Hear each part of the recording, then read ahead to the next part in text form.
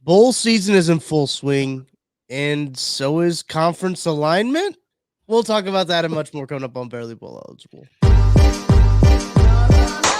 This is KC Sports Network, proudly presented by Emprise Bank. I'm Tucker Franklin, hanging out here with Maddie Lane.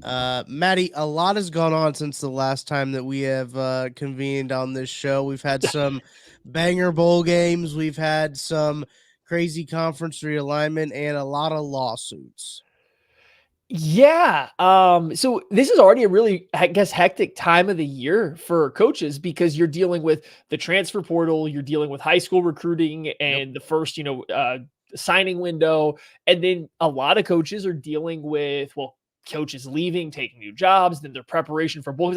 It's a crazy time for all of college football right now. And then Florida State said, hey, we're done crying about not getting in the playoff, but let's go ahead and keep this place going, keep this pace up. Let's sue the ACC. And the ACC said, not so fast. We're going to sue you first. And so now I don't know what's going on. So I had to pull up an article because admittedly it's hard to keep track of everything that's going on in this whole Florida State's I almost said scandal. It's not a scandal. They're just trying to leave the ACC because look, that's the reason, right? That they didn't make the college football playoff is because they play in the ACC, the probably lesser of the Power 5 conferences. And this article here is from Barrett Sal and Shahan Jaharigan from CBS Sports. Florida State's Board of Trustees voted unanimously on Friday to file a lawsuit against ACC challenging the league's grant of rights and withdrawal penalties, taking a critical first step in a potential exit. The 7-court suit filed in Tallahassee Circuit Court alleges the ACC breached contract for failing to create appropriate media rights value and violated the state of Florida's antitrust laws. Moreover, it claims the penalty for withdrawal, a mind-boggling $572 million, with $130 million of which comes from TV revenue, is unenforceable. Maddie, that is a lot of money. I know that these universities have a lot of money, but $572 million to leave a conference does seem quite mind-boggling. As I mentioned, Florida State's Board of Trustees voted unanimously to approve this. Like they said, go ahead, sue the conference. What are your thoughts immediately on this? That is a lot of money. And I don't know how long that has to get paid out. I don't know any of the legal aspects of this. There's so much here beyond the scope of what I understand. But what I'm gathering is that Florida State's just kind of saying, hey, the ACC is not doing enough to keep up with what our brand is providing to ourselves or college football or what we are providing to this conference. The ACC is not doing enough to match what we are doing for this conference. And I guess from that standpoint, they probably have a little bit of a leg to stand on. The ACC without Florida State loses substantially a lot of money and a good footing on college football world. And so I think Florida State's just kind of saying hey, they're not trying to be as competitive as we are trying to be. And we're bringing more to the table than they're giving us and more than these other teams. So I get it from Florida State's standpoint. It sounds like the media rights deal was maybe signed only through 2027, but then ESPN then controls entirely how long it goes on after that for the next 9 years, which they're saying is unfair. And that at that point, they should be able to get out of the deal or something. Buddy, there's so much here to unpack. I don't know how it's going to play out, what is happening. I hope for Florida State's sake, because I am team put the best teams together and let them play. I hope Florida State gets out. I hope they get out. I hope that gets Clemson out. I hope that gets North Carolina State, Miami, the teams that are actually competitive. I hope they all get out and get their way to one of the quote unquote Power 2 conferences sooner rather than later. And it probably will trend that way. And probably the lesser of those, like your Syracuse, your Pitts, your basically the basketball schools in that conference will turn into probably go to the Big 12, right? And the Big 12 will turn to this power basketball conference. But I mean, in terms of college football, it looks like that.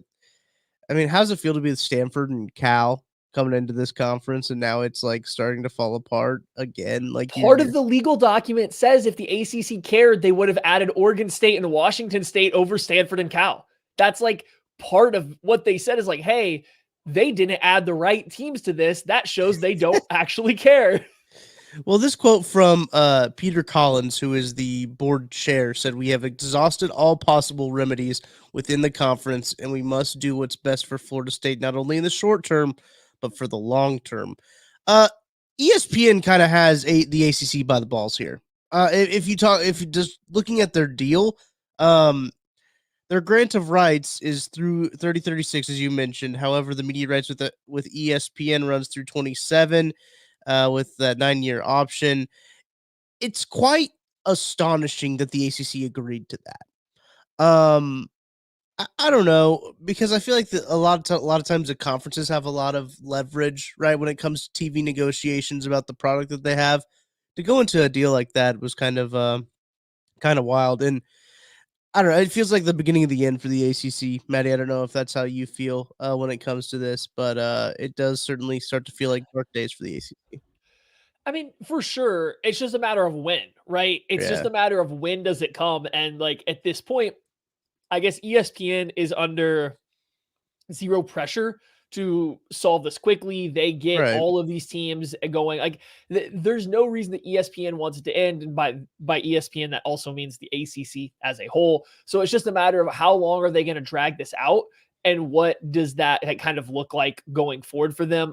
It seems like Florida State is really adamant about trying to get out of here. I don't think Florida State makes this move if they don't feel like they have a real chance of getting out. And so, yeah, as soon as Florida State is able to get out, unless it's just quite simply finding somebody to back $527 million or whatever it is, it feels like a lot of other teams are going to follow suit, and that will essentially put the ACC completely underground.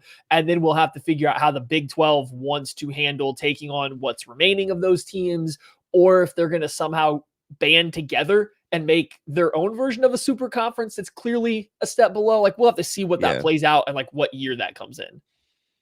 The mid 12. That's what it's going to end up being. Also, can we get away from putting numbers in conferences? Because you're just pigeonholing yourself at this point. Like the Big Ten, let's make it like something else. Let's not make it the Big Ten. Let's call it something else. The Big North. The Big North, the Great White North, the something like that. Let us know in the comment section what you think the Big Ten should change it to, because they need to get away from that name. Maddie, before we totally move on, I am on this CBS Sports website right now, and I just saw the highlights from South Florida Syracuse, and I think we need to talk about that game, because the South Florida Syracuse game, the Boca Raton Bowl, was something that was the peak of college football, the pinnacle of everything you want to see. You got a group of 5 team beating a Power 5 team that has an interim coach and was on a tight end playing quarterback, and a freshman that had taken thrown a couple of passes, but they weren't going to let you. They wouldn't tell you that. They beat Syracuse. They beat a Power 5 team. Lots of smack talking going on. Maddie, thoughts from the Boca Raton Bowl before we totally move on? Well, some people are out there watching the Rams, beat the Saints in a relatively entertaining, close enough game. The real ones were out here watching USF absolutely destroy Syracuse in the most hilarious fashion possible, with multiple scoop and scores and multiple interceptions, some to defensive linemen. It was the perfect college football bowl game if I have ever seen one, to the fat point where Syracuse was playing a tight end at quarterback for the majority of the game, because their only real quarterback was a true freshman who just simply didn't know how to play the game of football. It was a fun watch, because you never knew it was going to happen.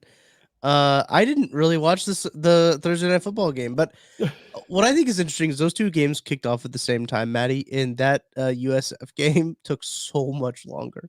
Like that's just how shows you, like, college football, how long it takes. Those two games kicked off at the exact same time. There was like 4 minutes left in like the NFL game, and then there was like 4 minutes left in the third quarter in the other game. But that's what I was looking at as I was looking up the allegations that Michigan now has, as it's received notice of more allegations from the NCAA into their illicit recruiting and coaching during the COVID-19 dead period. So more cheeseburgers.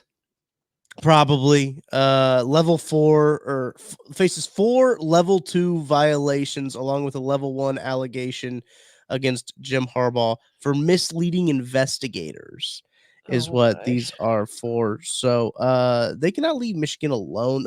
Now probably Michigan's a little at fault here, right? But um they cannot stop coming down on the old Wolverines. Yeah, I don't know. It's silly at this point in time. Like the getting your hand slapped for buying what was it, dinner or something Yeah. for a couple recruits or something like that, and then like misleading the investigators about buying them dinner or whatever it was. It's just silly at this point. And this is the worst part about the NCAA is they don't really do anything or control anything besides the most trivial aspects of the sport, such as punishing coaches for buying high school kids dinner on a recruiting trip. Like that's what they do. Like why? What is your purpose besides that? The NCAA has no real power other than to annoy schools who broke the rules, but the meaningless rules. I don't know. It's a weird one. That is the one part of college football that, like, I can't stand is Yeah. when you have these minor rules that get broken and the NCAA decides to flex their tiny little bit of power they actually do have. They feel like they got to flex it to its fullest in these moments. And they're doing it to the best of their ability. They are bringing down more allegations. Look, I mean, if it's the push that Jim Harbaugh needs to explore other ventures, then maybe it might be. But let's get into the bull slate here, Matthew. As Let's go.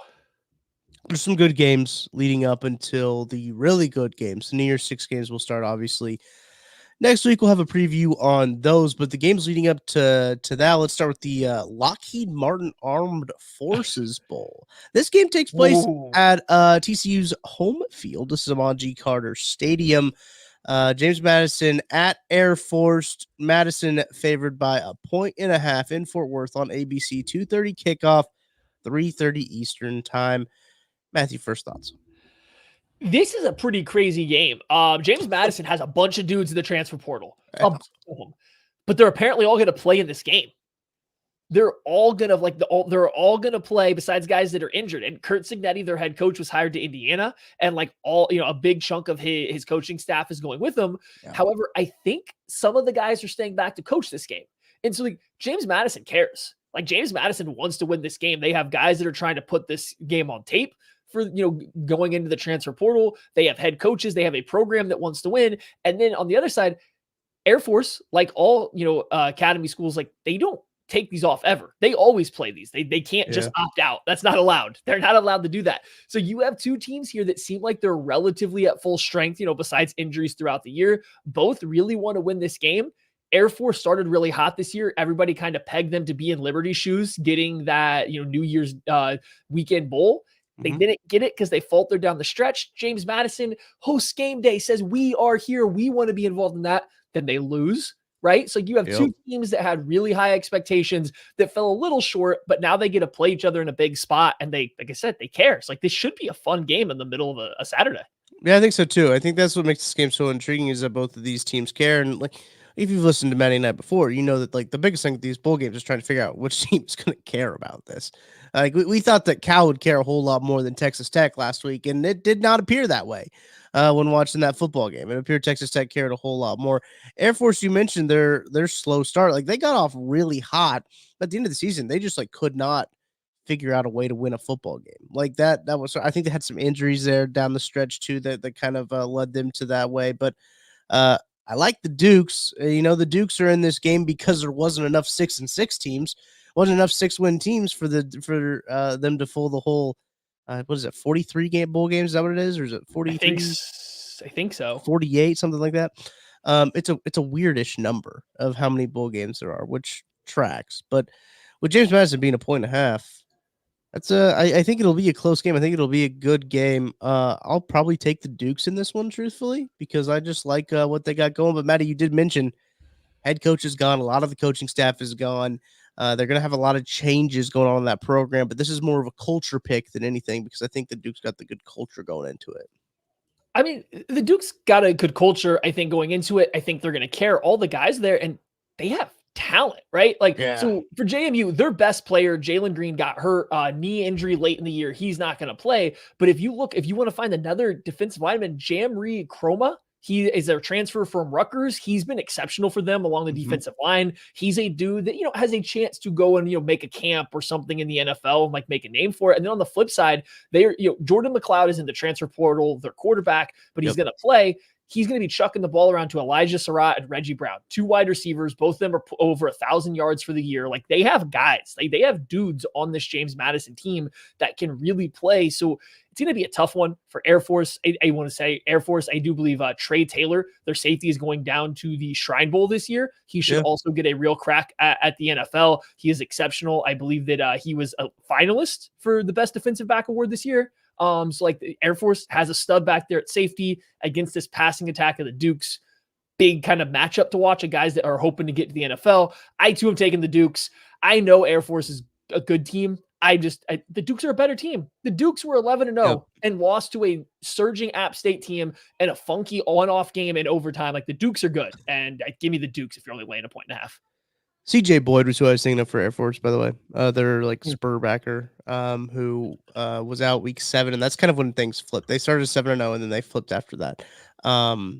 But yeah, both taking the Dukes in that one. I think that's a good pick. I really like the Dukes, like the momentum they're building as a program. I think I really like their hire at head coach too. So they've got a lot of things cooking for them over in at James Madison. Now let's move on to a game on Tuesday. This is a nightcap, a little Tuesday nightcap that you can have at 8 p.m., 9 p.m. Eastern time in Phoenix, Arizona. Kansas at UNLV. Kansas 13-point favorites. This game's on ESPN. Maddie, first thoughts on the Guaranteed Rate Bowl? What is this line and why is it so high? Yeah. That's my first thought. It's like, Kansas is a better team than UNLV. They have more talent. They've been coached a little bit better, but like KU's now missing Kodal Nicki, their offensive coordinator, who I think did play a large part in what they were able to do. Neither of these two teams play defense worth a lick. Both have very innovative offenses that know how to put up points. So like, when you stack that up against each other, I'm a little surprised the line is so high for a game that I think it's just going to be two offenses that are very fun to watch, going back and forth, trying to kind of figure out who makes, I guess, the first mistakes. Like, this will be a fun game. This is one of, like, if you're just talking pure fun, this is going to be one of the most fun bowl games that you are going to see kind of like this entire bowl season. I don't think either team have significant opt-outs. I know Dominic Puny for Kansas is not playing, but I think that's about it. And on either side of guys that make a huge impact for the team that aren't going to play.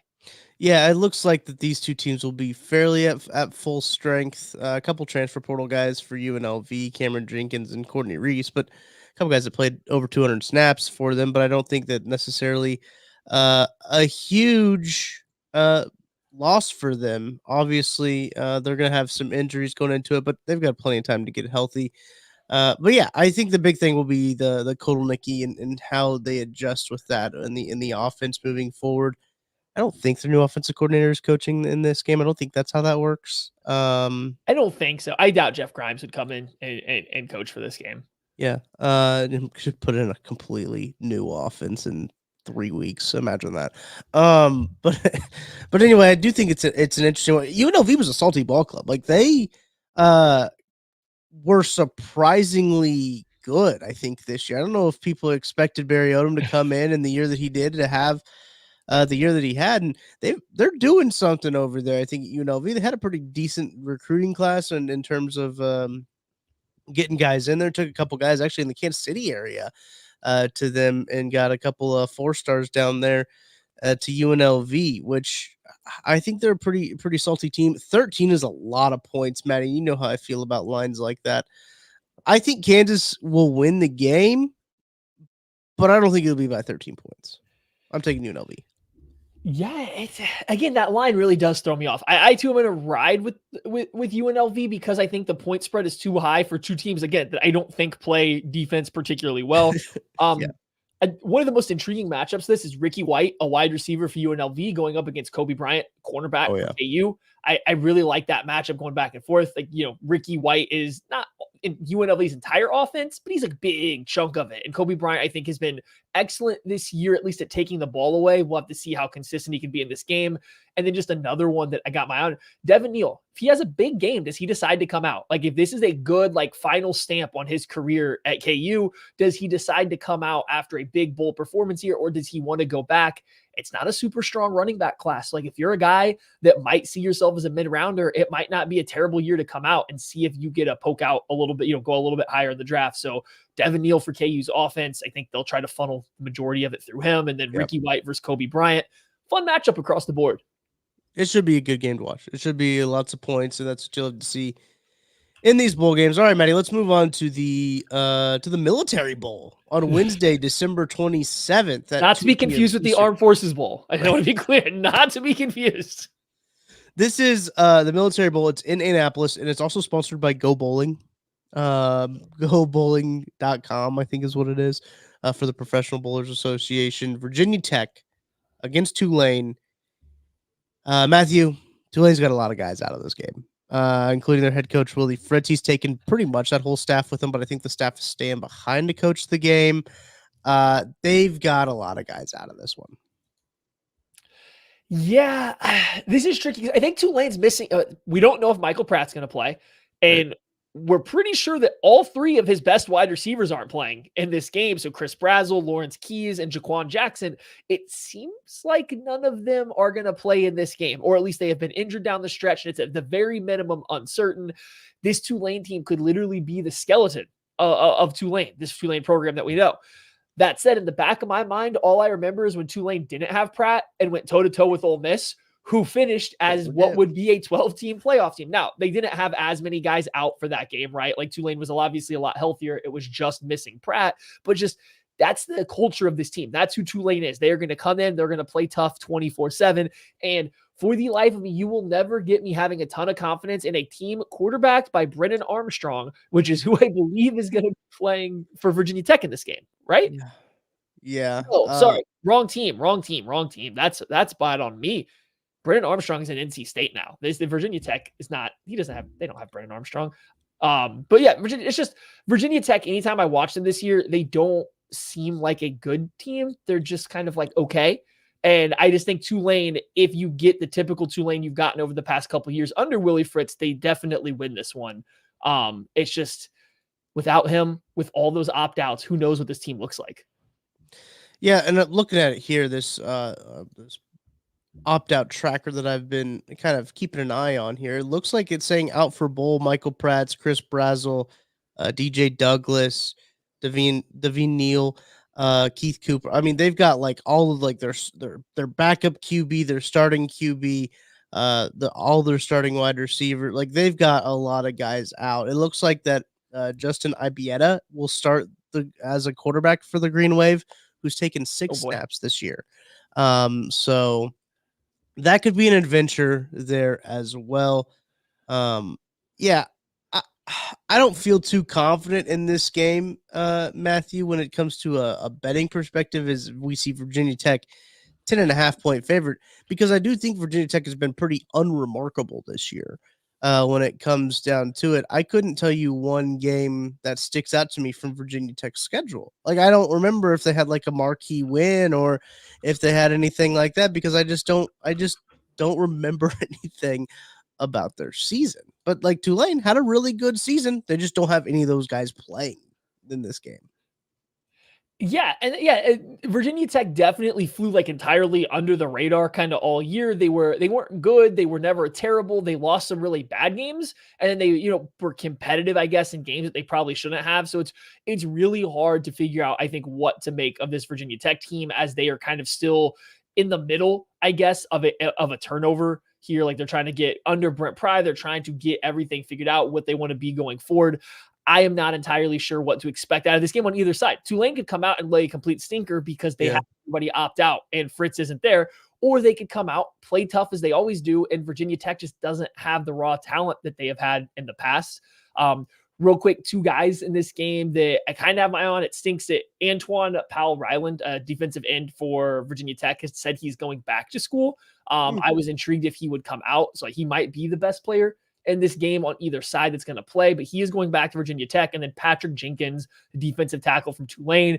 Anytime you watch Tulane, you're going to see Patrick Jenkins. He's got the big 0 going on for a nose tackle, 0 for a nose tackle. So much fun. You're going to see him in the middle of that defensive line, always kind of making plays.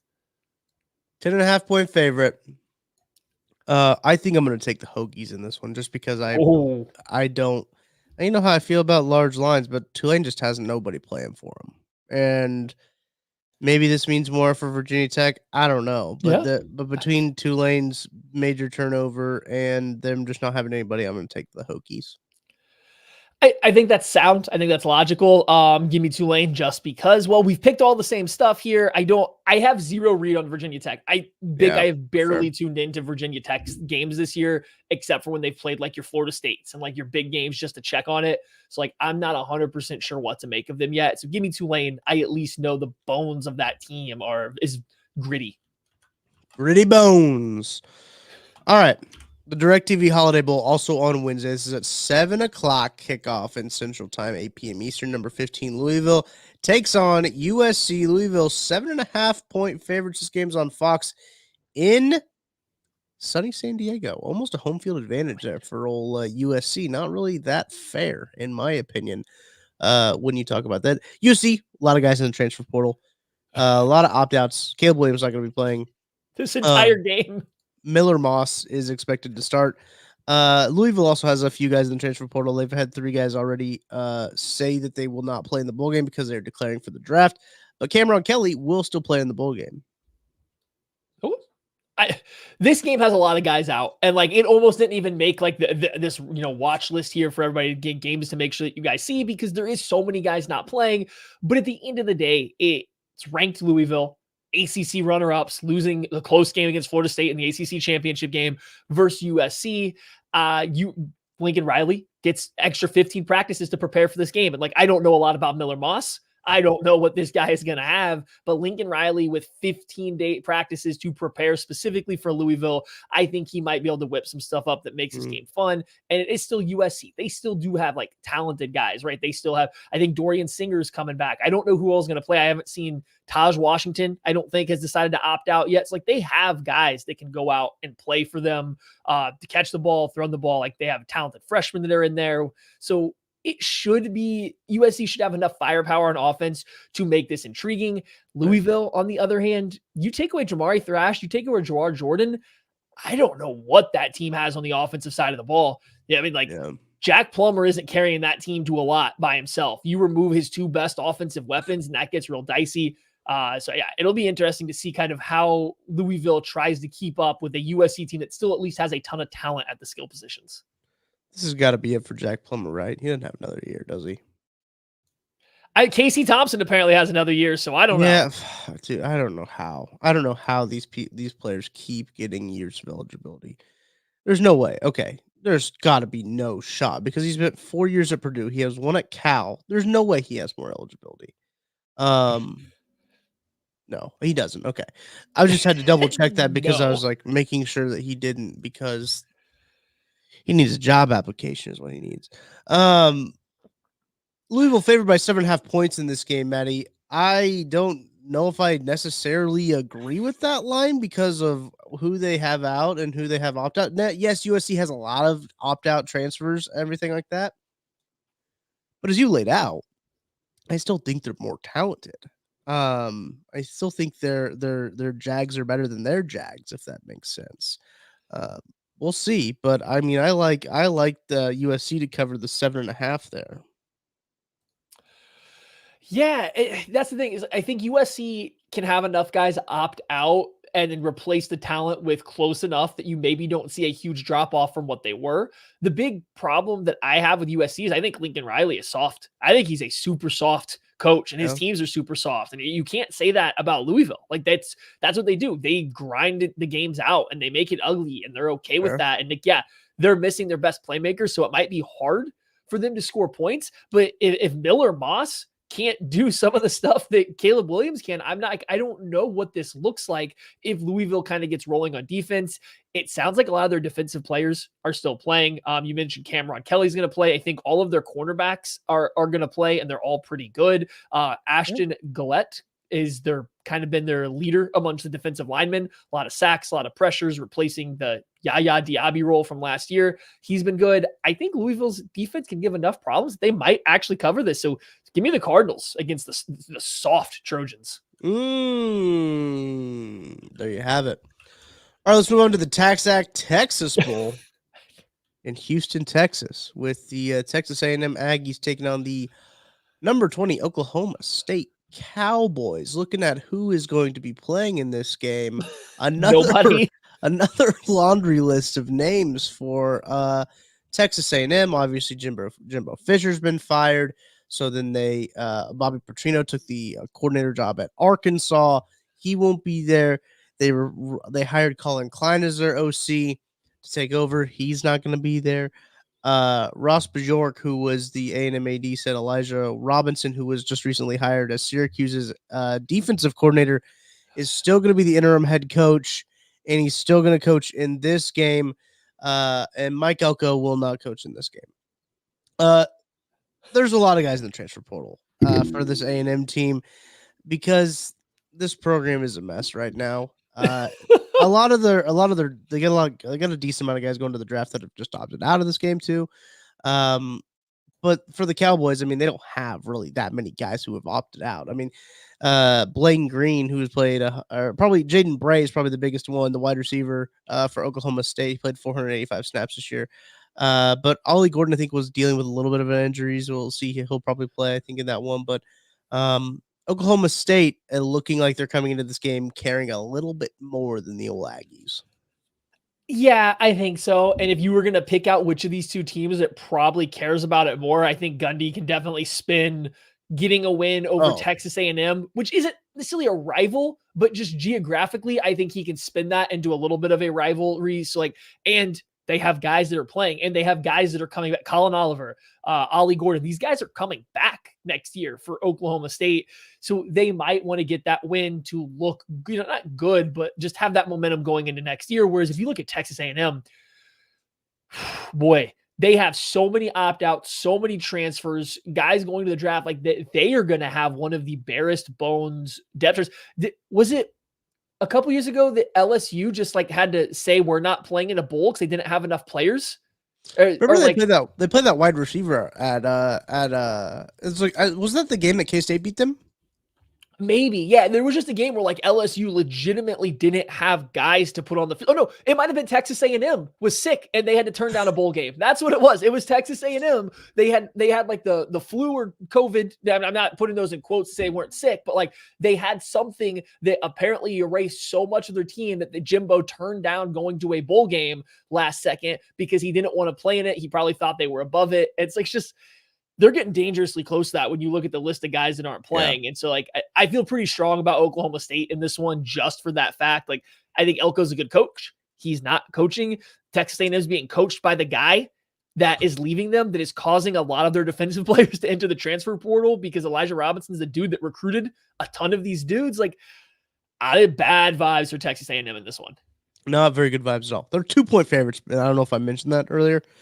Wild. Texas A&M's 2-point favorites. That's wild. I'm going to take the Cowboys as well, just because I don't know if this game will be close. But this also makes what's a perfect bowl game, right? You go into this, everyone should be expecting Oklahoma State to win, to care more, and all of a sudden Texas A&M cares. And they still do have really good recruiting classes from the last few years. So you get to the end of the middle of the second quarter, and Texas A&M's hanging in there, and you're like, wait a second. How is this happen? And this is what makes bowl season so great. This team should get absolutely throttled by anyone they play when you look at who's opting out and who's not playing. But then, they hang around there. It makes it so much fun just to watch, to see how it plays out. We're going to have another episode of Barely Bowl Eligible out for you later next week. I guess it'll probably be midweek, really, when it comes out. But we're going to go over some Thursday games, because we're going to go over those games. I think Thursday's when that episode will come out, because I'm going to the Cotton Bowl, so I will not be able to won't be able to record live on Friday. So make sure to subscribe here to KCSNU. We'll have that video out for you. We might go live on Saturday night or Wednesday night. Who knows? We'll figure it out. But it'll be out for you. So you will have all the previews, all of our thoughts out on the bowl games coming up, the big bowl games, the New Year's Six games coming up, and even the college football playoff. But Maddie, let's get into these Thursday games and kick it off with the Bad Boy Mowers Pinstripe Bowl. This is Rutgers and Miami. Let's go. This is at Yankee Stadium, which I have vowed never to watch a football game in a baseball stadium ever again. After I watched Northwestern and Iowa, this game's on ESPN. It's 1:15 kickoff, 2:15 Eastern time. Maddie, what's the feel? What's the feel you got on Rutgers in Miami? My feel is that Rutgers is going to care to be there. It's practically a home game. I mean, it's not like that close, but close enough. And Miami coming up to the cold to play in a baseball. I mean, I guess they're used to traveling to their stadium, but not this far and not the cold weather. Right. You get Miami Hurricanes with this many people opting out, with this many guys transferring or going to the draft, led by Mario Cristobal, who's one of the worst like game-specific coaches in college football, running in to the buzzsaw known as the Rutgers Scarlet Knights finally getting back to bowl eligibility. Vibes heavy on the Scarlet Knights in this one. Vibes are not good for the Miami side. Miami's more preoccupied with trying to sweet talk Cam Ward into coming with dinners with Rick Ross. And hey, that recruiting class looks good for them though. Like they just turn the entire attention to that recruiting class and say heck with the bowl game. Very possible. Does look good. It's gonna be interesting where Cam Ward goes. That domino's still yet to fall. Maddie, did you hear like the rumor about Cam Ward wanted to go to the stadium, but they didn't take him there because they didn't want to show him how far it was away from campus? I don't know if that's true, but like I heard that and I thought it was very funny. I have heard that they try like that he had maybe asked to go see the stadium and it didn't happen. And somebody put that out there as a possibility as to why, which is just, it's hilarious. Either Mario couldn't get into the stadium, which I find that highly unlikely, but also they share it with the Dolphins. So, I mean, maybe it was likely. And it is also 45 minutes away from their campus. So, and that's generous. I was being nice by saying 45 minutes away. It's probably closer to an hour drive time. But he probably asked during like rush hour, and Mario said, No, we cannot do that. Can't do Your that, buddy. visit will be over. we only have so much, so we only have so many minutes with you. We cannot waste them in a car. Yeah, I agree with you on all fronts when it comes to Rutgers caring about it. They're back in bowl eligibility. They've got some injuries. They've had some guys hitting the transfer portal, but no guys that are like huge, right? I mean, no guys that are going to be a very big hit to this Rutgers team. A good thing, I just saw this according to Pete Thamel, that Kyle Mongai is going to return for another season.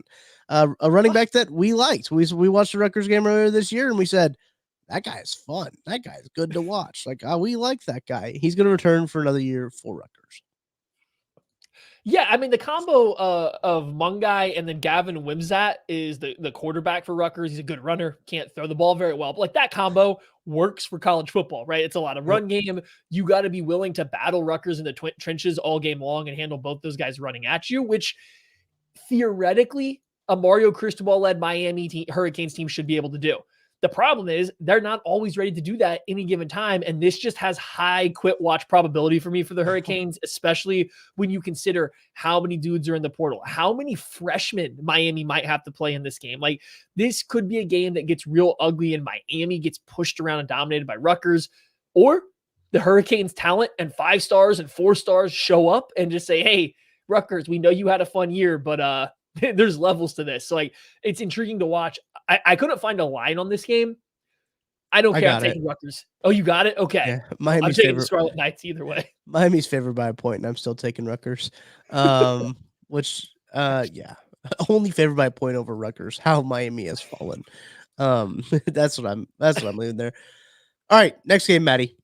The Pop-Tarts Bowl, formerly known as the Cheez-It Bowl, which was formerly known as taking out the Cheez-Its.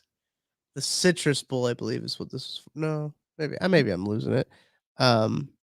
I'm a very big bull historian. I like the family tree of like where the bulls come from type of deal. Um, I think it's fun. But if you think about it, Maddie, Pop Tart's owned by Kellogg's, so is Cheez-Its. So it's still the same sponsorship, really, just changing the So name it's a a little coup. bit. It is a coup for the Pop Tarts Bowl. This is NC State taking on Kansas State. Kansas State, obviously, Will Howard transferring. Will Lee. I mean, they've got a lot of guys. Treshawn Ward, Kobe Savage, Nate Matlack, a lot of guys that have played a lot of snaps for this team transferring. Colin Klein. Colin Klein transferring to Texas A&M to take that OC job. And Ben Sinnott has opted out of the game with Phillip Brooks as well. Cooper Beebe, I don't believe has opted out yet, but keep an eye on that one. Man, if I Probably know anything about Cooper Beebe, he is going to play any football game he possibly can. that's a great point. That is a great point. But this game is going to feature a K-State team that is kind of in a transition phase, right, as to the next kind of era of Kansas State football to an NC State team that, has Brennan Armstrong. Here he is. Here's the Brennan Here Armstrong. he is. Here's again, can't back a team led by Brennan Armstrong. I just can't do it, right? There's no way. And Avery Johnson's been a lot of fun when he's been allowed to play for Yeah. K-State. Like that team has been fun. He has been good for a college football level. I don't know how well he can throw the football. And against NC State, that might be an issue, right? Like NC State will live and die by like you just want to smash your head into a brick wall over and over again. Okay, we will do the same and be happy. These two teams, if they were fully healthy, playing a game against each other, would be one of not my favorite games to watch because it's not my favorite style of football. But boy, these talk about two teams that just want to hit you in the mouth over and over again and then like let you do it to them. So there could be a fun watch this if that's the style of football you want. I think Avery Johnson playing gives you a little bit of that. I think Brennan Armstrong playing, for as much as I don't like him as a football player, gives you a little bit of that. And so it'll be interesting to see how this goes. I would not expect a lot of dynamic offense to come from this football game though. No, probably not. Avery Johnson did make a lot of his money on the ground. Is how he kind of did it. And they, man, looking at like other guys that they got transferred to, like he's like the only quarterback that they're gonna have in the game. They also had, I think, Jake Rubley transfer. Like they had another backup quarterback transfer as well with Will Howard. So like he might be the only quarterback available for them.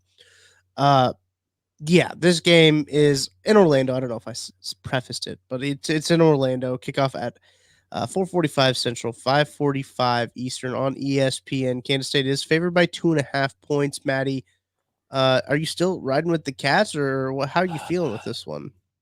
So, a couple big things for NC State. I think they have the best player overall in this game. For NC State, Kevin Concepcion is a freshman wide receiver. And I think he's playing in this game. And like he's really good. So he's a guy to keep your eye on. It sounds like Peyton Wilson, the stud linebacker for NC State, is like 28 years old, but it sounds like he might also not opt out. He should opt out. His body has had so many surgeries, but like he might play in this game. So like that, it starts to, you kind of have to lean a little bit, in my opinion, to the quarterback with more experience, the team that probably has the two better players. But again, don't trust Brennan Armstrong. Give me the Cats. Give me Avery Johnson to be able to win this game, to be able to cover this line. I think two garbage disposal teams going at it. I'll take the Cats, the team not led by Brennan Armstrong. That's probably pretty fair. Yeah, I Peyton Wilson's probably only playing because this is his last ride, I would assume. Last game, that probably football game he's going to be playing in. No, but I think he'll get a chance in the NFL. Like he's a good athlete. He's a really good linebacker. It's just he's had like 12 surgeries. That's a lot. And like, yeah, he's not 27. He's probably like 23 or 24. Like he's not a young fella for coming out into the NFL draft, but he's had so many surgeries, real linebacker with shoulder and knee surgeries. Not a great place to start, but he's so good at football. Like he is actively good, like really good, just old and injured. Special teams ace is what it sounds like to me. On a team. Sounds like to me Dave Tope's licking his lips, licking his chops when he sees Peyton Wilson. All right, I'm gonna go. I guess I gotta pick this game. I'll take Kansas State as well. For the vibes. And now the it's time for the most fun game. Yes. Of all of bowl season. Right here. Right here. This is a good Arizona. one. The Cats are fun. The Cats are Oh, fun. Arizona against Oklahoma in the Alamo Bowl. Um, night game night late. night night game after dark, 8:15 Central Time kickoff. The Cats are humming, Maddie, coming into this game as they are 3-point favorites in the Alamo Dome. This is like a game that I circled when I first saw the bowl games. Like, nah, I gotta watch this game. I hope it's at a good time. It seems like we are there. I don't think that we have a couple of like big ones coming out. Left tackle for Arizona, Jordan Morgan is not going to play. I assume for Oklahoma, there's top tackle Tyler Guyton also not going to play. It seems like Andrew Rame, another starting center for Oklahoma, is not going to play. Both teams have a couple guys that might be hitting the transfer portal, but nothing big. Like no other major players aren't going to be able to, or are not coming out to play in this game. So mostly at full strength. We're finally going to get a full game of Jackson Arnold, the stud quarterback for Oklahoma, who Dylan Gabriel has been starting over. He's starting for this game. It looks like he will have the majority of his weapons to play. Arizona, outside of Jordan Morgan, as of right now, has nobody else that's like a full-time player that is opted out of this game. The Wildcats, like Tuck said, we're humming down the stretch. This game is going to have points on points on points, and it might be a lot of fun. I think it will be. I like how the Cats got it, how Jed Fish has those boys humming down there. They look good. The Sooners, they do lose Jeff Libby as he took the head coaching job at Mississippi State. But I don't know how many ramifications that'll have. I'm excited to see Jackson Arnold play a full game, as you mentioned. But yeah, the only opt-outs is you're going to have the serious draft guys, as you mentioned. But man, it's going to be one of those games that's going to kick off this streak of really good teams playing football games that they're going to care about, right? Like these two teams, I think, care about this bowl game. When you look at it at the surface, because Arizona is going to try to find their footing. This is going to be, well, I was going to say going to be a Big 12 game, but Oklahoma is going to the SEC. So like this is a good win for, like, if you're Arizona, this is a good win to say, hey, we beat Oklahoma going into the SEC, a team that's kind of running the conference that we were going into right now. That's a good win for us. And I think there's more to gain from Arizona than there is for Oklahoma, possibly. Yeah, and then like from the Oklahoma side, you had a good season, a good rebound to Venable's first year there at Oklahoma, but maybe not as good as you wanted given the weaker schedule. You probably could use a bowl win before you ride off into the SEC and take on one of the toughest schedules next year. But they didn't give you a favorable match. I mean, the Wildcats are good, and they've been fun lately. Right? Jaden Delora had been their quarterback, a lot of fun, high ups, low downs, and he gets replaced by Noah Fafita, who can give you the same level of ups without the downs. He's throwing the two wide receivers that are going to play in the NFL. I think Jacob Cowing has already announced or is going to the NFL this year. He might be their second best receiver behind Tateroa McMillan, who's just a massive wide receiver. I think he's listed at like 6'4", 220 or something. He's been an absolute stud for them. He hasn't entered the transfer portal, so it sounds like Jed Fish is going to be able to hold on to him for at least another year. Like, that offense can put up points and look fun doing it. They have a fun defense that sends a lot of pressure from like the 3-3-5 kind of look that's so popular right now. So this game, I think, is going to be a lot of fun. I think there's going to be a lot of points. I'm excited to see what Jackson Arnold has with an Oklahoma team that has mid-level skill players, but then also to see what the Wildcats can do against what has been the cream of the crop in the Big 12 for the past decade. I think I'm leaning Wildcats in this one. I'm leaning Zona. Cats favored by 3 points. It's going to be a close game. I'm going to take the Cats, though, because I like the Cats. I like what Jeb Fisher's cooking over there for the old Wildcats of Arizona. Both taking the Cats in that last one. Maddie, any final thoughts before we go on this slate of bowl games? Yeah, I'm going to stick with Arizona. We do every year. We kind of pick teams that we kind of pull for. Yep. Arizona is a team that made a strong push down the stretch this year to be on the early list of contenders for a team of mine that I want to root for next year. They get a lot of late games, which I think going to the Big 12 is probably only going to keep that going, if not increase it, because they need to fill that late time slot. Right. Arizona's been on late at night a lot. They're fun to watch. It's a good team. Jed Fish has got them playing hard, doing not crazy stuff, but stuff just funky enough that it makes it fun. So like, that is the game that I am definitely the most excited for on the slate that we talked about. Like, I'm really intrigued what this Arizona team looks like. And then after this, next Friday, it starts. You're going to be at the Cotton Bowl. That's where Yep. it's. Yeah, we got Missouri, Ohio State kicking off the Friday through Monday games that week. Mhm. That are just those are the ones that everybody really wants to tune into and pay attention. So I'm excited to get to our next episode to talk about those big games. The big games. Next episode will be New Year's 6, heavy New Year's 6 games. As we look forward to the college football playoff as well. That game is coming right up. The Rose Bowl and the Sugar Bowl as well. They'll be on New Year's Day, I believe is when those games are. Yeah. So New Year's Day, we'll get those at 4:05 Alabama, Michigan, and 7:50 Texas, Washington. Those times Central as well. But no, I think it's a good slate of games. You got the midweek action too. That's what I like about bowl season is you got the midweek action to kind of keep you all the way through. And we appreciate you guys hanging out with us on KCSNU. We're barely bowl eligible here on KCSN. That's Maddie Lane. I'm Tucker Franklin. We will catch you guys next week with more bowl action. So until then, we'll talk to you later.